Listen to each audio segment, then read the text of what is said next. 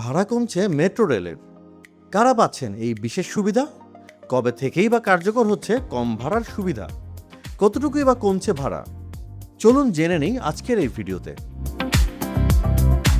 সামনে ঈদ, আর ঈদের আগেই বিশেষ যাত্রীদের জন্য সুখবর দিল সরকার।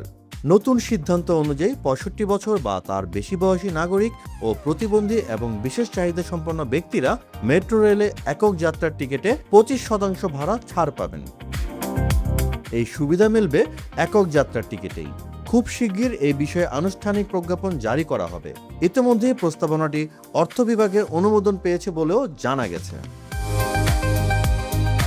সড়ক পরিবহন ও সেতু মন্ত্রণালয় সূত্রে জানা গেছে, সরকারের নির্বাচনী অঙ্গীকার এবং সড়ক পরিবহন ও মহাসড়ক বিভাগের ১৮০ দিনের কর্মপরিকল্পনার অংশ হিসেবেই এই উদ্যোগ গ্রহণ করা হয়েছে।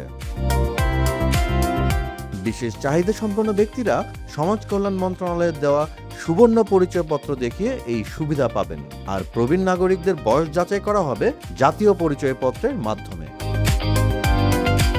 এর আগে যুদ্ধাহত বীর মুক্তিযোদ্ধারা মেট্রো রেলে বিনামূল্যে ভ্রমণের সুযোগ পেতেন এবং প্রতিবন্ধী যাত্রীদের জন্য ভাড়ায় ১৫% ভাড়া ছাড় রাখা হয়েছিল। সেই ছাড় বাড়িয়ে ২৫% করা হয়েছে।